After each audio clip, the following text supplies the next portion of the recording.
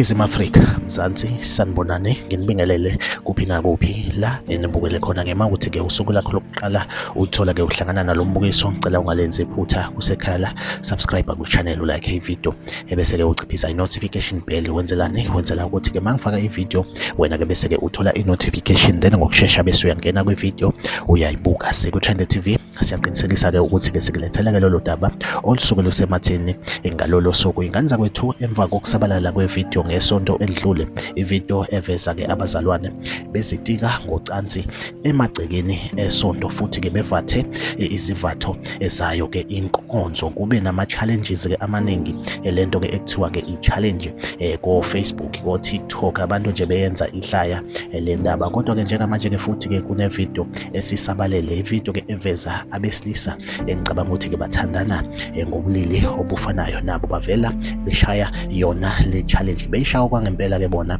bengasenzi ihlaya, bayiqopheleke laphaya kwesinye-ke sey'teshi zesitimela eThekwini laphaya eMlazi.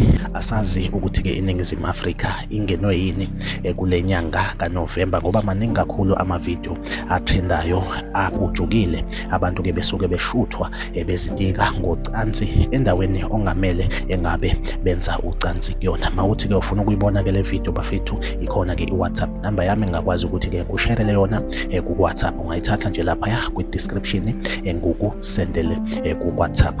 Siku-Trend TV ngizohleze ngikhona ngulethela-ke eyisematheni usuku nosuku ahlangabezane kwividiyo elandelayo.